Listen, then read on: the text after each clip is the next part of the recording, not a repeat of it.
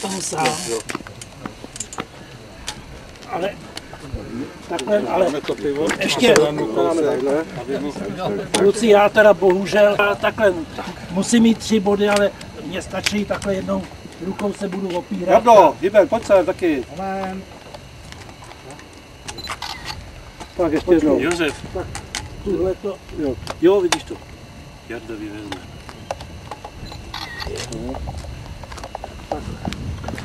Ještě jednou všechny lepší. Na zdraví. Pánové, Fotíš to? neťuká to, Nerozbijem to. nerozbijem to, Neťuká to, šustí to.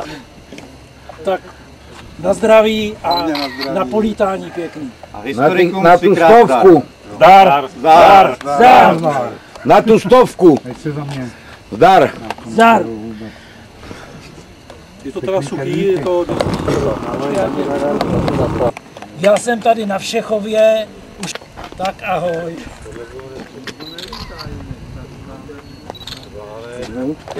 Víte, co je nejhorší? Zamávej ještě, zamávej. Dobrý. To špiclování tadyhle to. Co pak nejhorší je to, že už nezávidíte. Hele, je to, pánové, ale ty doby byly, když jsem to takhle vzal a mrsknul. A Držo. Přede mnou, já po něm.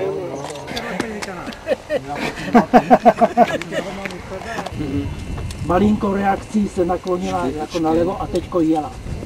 A jela v těch 45 stupních, 30 až 45 stupních. Jela furt.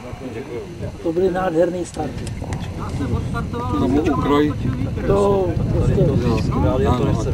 prostě, jak říkám, když bylo ty modely oba byly stavěný tak nebo zalítaný tak, že Ježíš, děkuju.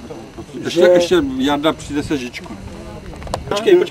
Dobrý. No, já ji mám na foce. Já mám taky ještě ty staré fotky, sedněte si. Tak to mě těší, Jsem rád, že jsem vás viděl. Držte si ještě ruce. Ježišmarja, já se dobře znám, oni byli dva bráchové. No.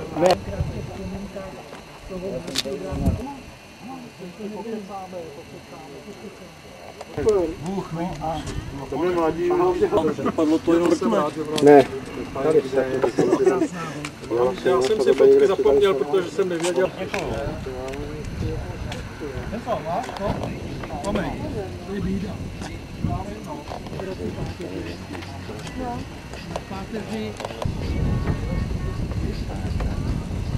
No, to bylo v tu dobu, jsem si ty fotky převyčal. Není tu. Protože jsem byl mezi tím domluvený Vláďou. Jen na to.